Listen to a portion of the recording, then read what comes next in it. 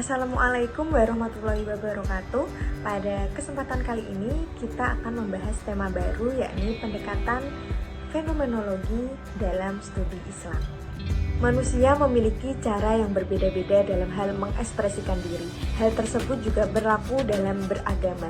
Agama dapat diartikan sebagai sebuah ekspresi simbolik dan juga bentuk respon terhadap sesuatu yang dipahaminya dan dianggap memiliki nilai yang tak terbatas. Nah, ekspresi simbolik ini yang menjadi karakter utama seseorang dalam mencari arti makna beragama.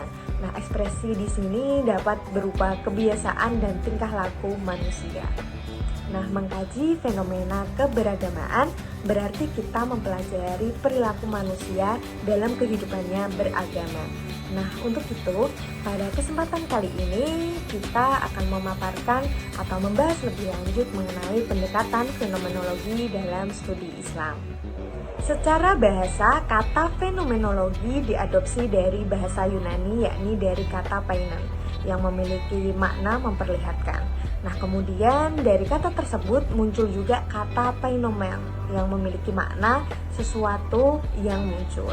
Nah, sebagai istilah, kata fenomenologi ini pertama kali diciptakan pada tahun 1764 oleh ahli matematika dan filsuf Swiss Jerman, yakni John Heinrich Lambert. Nah, ia menggunakan istilah ini untuk merujuk kepada hakikat ilsuf dari pengalaman manusia dalam upaya untuk mengembangkan suatu teori pengetahuan yang membedakan kebenaran dan kesalahan.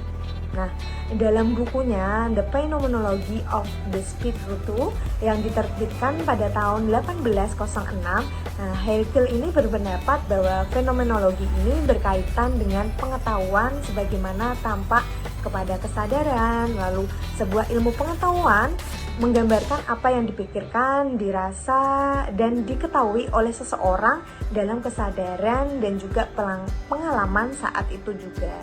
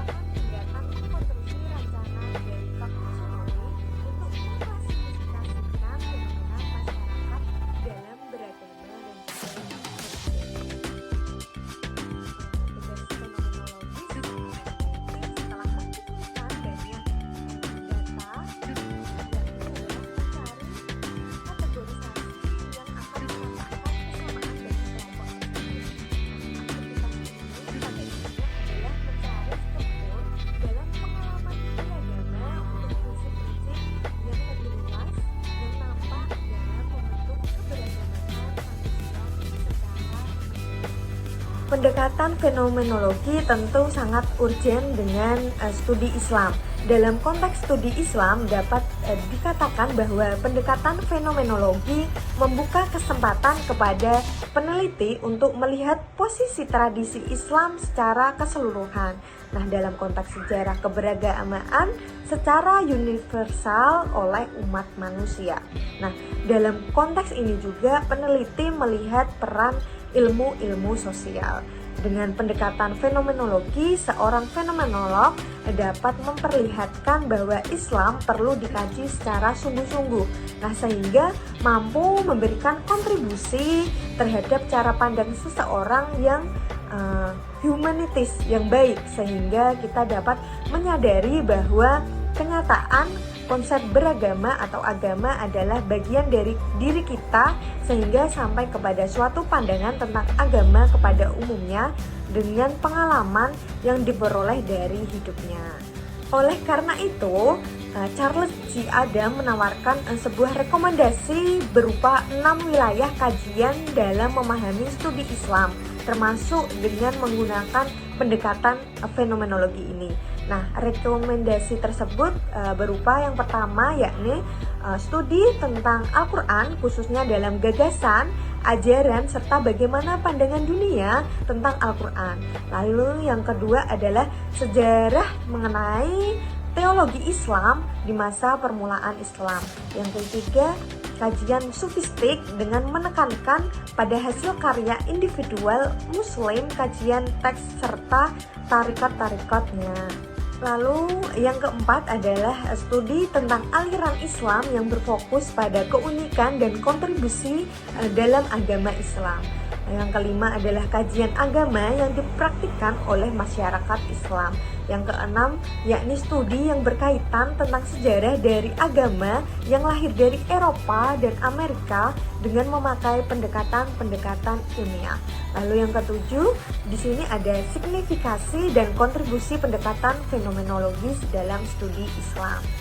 Hal terpenting dalam pendekatan fenomenologi agama adalah apa yang dialami oleh pemilik agama tersebut, apa yang dirasakan, apa yang dikatakan, apa yang dikerjakan, serta bagaimana apa pengalaman tersebut bagi mereka, apa maknanya. Nah, kebenaran studi fenomenologi ini adalah penjelasan tentang makna, upacara, spiritual, doktrin, dan juga relasi sosial bagi dan agama ataupun keberagamaan bagi pemeluknya.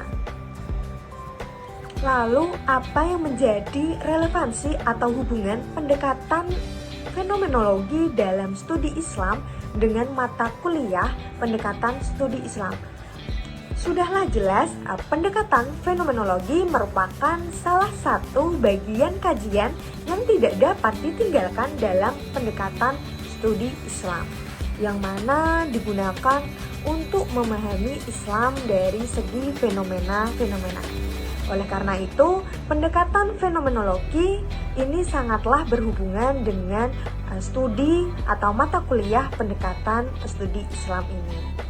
Selanjutnya ada juga contoh dari praktek pendekatan fenomenologi dalam studi Islam, yakni yang pertama adalah tahlilan. Tahlilan adalah acara doa bersama yang diadakan di rumah keluarga orang yang telah meninggal. Nah, yang diikuti oleh keluarga yang berduka, para tetangga, dan juga sanak saudara orang yang telah meninggal tersebut. Acara tahlilan ini biasanya diselenggarakan selama 7 hari berturut-turut. Setelah itu diadakan pula tahlilan untuk memperingati 40 bahkan juga sampai 1000 hari kematian dari almarhum ataupun almarhumah. Acara tahlilan ini lazimnya diselenggarakan selama 7 hari berturut-turut. Setelah itu diadakan juga tahlilan untuk memperingati 40 hari atau bahkan 1000 hari kematian dari almarhum atau almarhumah. Tahlilan merupakan tradisi Indonesia pra-Islam, yakni budaya lokal yang bersatu dengan tradisi Hindu-Buddha. Pada zaman dulu, pada zaman Majapahit, penghormatan terhadap orang yang telah meninggal itu dilakukan secara bertahap. Yakni yang pertama dilakukan pada hari orang tersebut meninggal, lalu 3 hari kemudian, dan juga 7 hari kemudian. Nah, budaya tahlilan ini dilakukan guna mendoakan agar orang yang telah meninggal tersebut diampuni dosanya dan diterima keimanan keislamannya, seperti itu. Contoh yang kedua dari pendekatan fenomenologi dalam studi Islam yakni ziarah. Nah, dalam agama Islam dikenal tradisi ziarah, yakni berkunjung ke makam atau kuburan untuk mendoakan almarhum atau almarhumah agar iman Islamnya diterima oleh Sang Pencipta dan dihapuskan segala dosa yang pernah dilakukan selama hidupnya. Nah, tradisi ini sering disebut juga dengan tradisi nyekar. Nah, tradisi nyekar merupakan peninggalan prasejarah yang paling kental dalam tradisi Islam sekarang. Selanjutnya, contoh yang ketiga dari pendekatan fenomenologis dalam studi Islam yakni sekatenan dan juga grebek maulud. Nah, upacara sekatenan ini diciptakan oleh Sunan Bonang dalam rangka menyambut Hari Maulud Nabi yang jatuh pada bulan Rabiul Awal tahun Hijriah. Nah, sekatenan sendiri merupakan bagian dari acara grebek maulud yang diciptakan oleh Sunan Bonang. Lalu ada juga Sunan Kalijaga yang menggunakan pertunjukan wayang sebagai media dakwahnya. Lagu gamelan wayang yang berisikan pesan-pesan dan juga ajaran agama Islam. Setiap bait itu diselingi ucapan syahadat yang kemudian dikenal dengan istilah sekatan. Nah, dalam tradisi sekatenan semua publik diharapkan itu keikutsertaannya dari raja, abdi dalam istana, pasukan kerajaan hingga juga rakyat kecil. Mereka berada di jalan guna berebutan berkah yang berupa nasi dan lauk pauk berikut dengan sayur mayurnya untuk dinikmati bersama-sama. Nah, itulah pendekatan fenomenologis dalam studi Islam. Kita sebagai peneliti bisa atau diharapkan menggunakan tidak hanya pendekatan fenomenologi saja dalam mengkaji studi Islam, tapi juga menggunakan pendekatan lainnya guna mendapatkan kebenaran yang utuh dan juga menyeluruh. Seperti itu. Mungkin itu yang saya dapat sampaikan. Apabila ada salah-salah kata, saya mohon maaf. Wassalamualaikum warahmatullahi wabarakatuh. Terima kasih.